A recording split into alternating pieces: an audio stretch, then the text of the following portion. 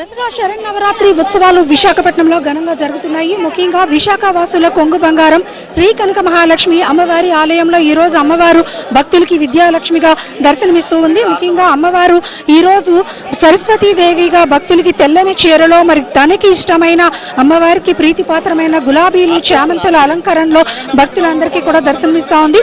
భక్తులంతా కూడా ఈ రోజు చిన్నపిల్లలతో ముఖ్యంగా ఈ రోజు మూలా నక్షత్రం అమ్మవారికి మూలా నక్షత్రం అంటే ఎంతో ప్రశస్తమైనది.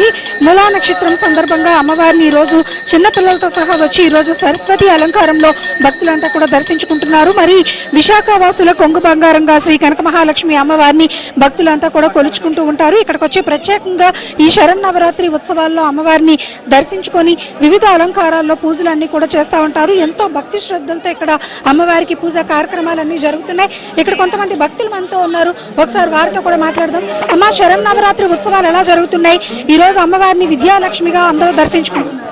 ఓం నమో వెంకటేశ్వర. నేను శ్రీహరి సేవ ఇన్ఛార్జ్ అని. నేను ఇక్కడ ఈ దేవస్థానం వాళ్ళు మాకు చాలా మంచి భాగ్యాన్ని ఇచ్చారు. ఈ 11 రోజులు కూడా ఇక్కడ సేవ చేసుకున్న భాగ్యాన్ని, అలాగే అన్నదానంలోని ఈ టెంపుల్లోని అలా సేవ వాళ్ళు పెడుతున్నాను. ఈరోజు విద్యాలక్ష్మి అలంకరణ చాలా చక్కగా చేస్తున్నారు పూజారులు. ఎంతో చూడముచ్చటగా అమ్మవారిని అలంకరించారు. చాలా అందంగా ఉన్నారు. ఓం నమో. Thank you.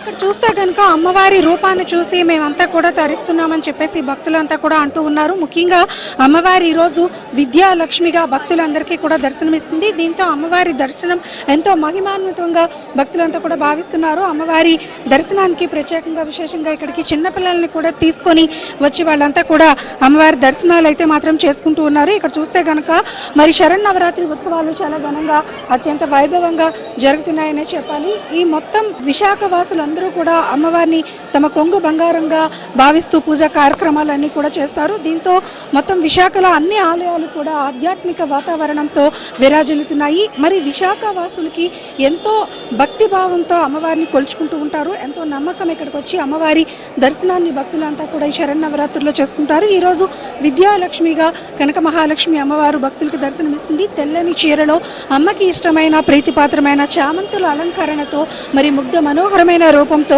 భక్తులకి అమ్మవారు దర్శనమిస్తుంది. దీంతో ఇక్కడికి వచ్చిన భక్తులంతా కూడా అమ్మవారి ప్రత్యేక అలంకారాలను చూసి ఈ దసరా మహోత్సవాల్లో ఆమెను దర్శించుకొని తరిస్తూ ఉన్నారు.